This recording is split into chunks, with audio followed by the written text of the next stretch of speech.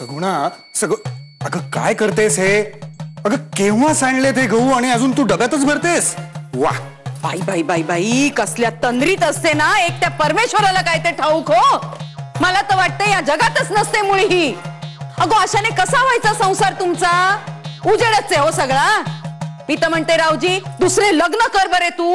एकदा का सवत आली ना डोक्यावर की चट येईल कामाला वेग. अगं आई पण कळले तुला ही गोगल गाय आवडीची आहे हे कळले मला. पण मग आता कामे कोण करणार? मीच का जन्मभर?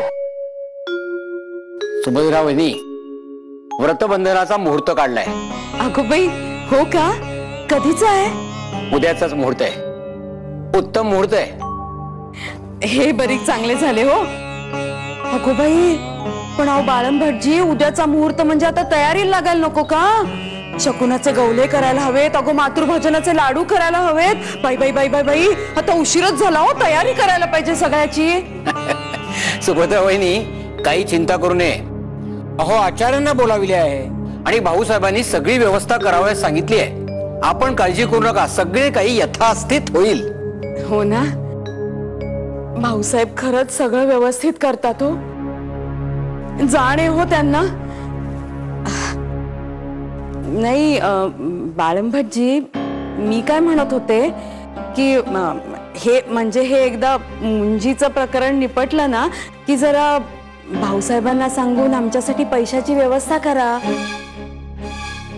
जरा व्यवस्थितच करायला सांगा. म्हणजे काय आहे की मग मुंज झाली ना की मग आम्ही तातडीने सांगलीला जायला मोकळे. असे मग त्वरित पैशांची व्यवस्था करतो. पण जायचे नक्की ना? कळतात तो बाळम भटजी. टोमणे कळतात आम्हाला. तो इथे आमच्या जाण्यावरच टपलेला आहे. चला रे. राहू दे मीच घेतो. चला.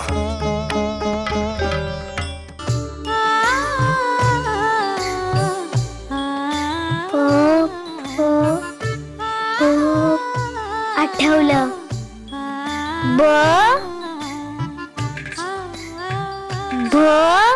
रमे ए रमा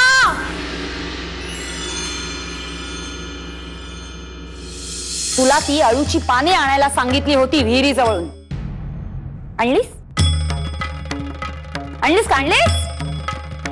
काय विचारतेय मी?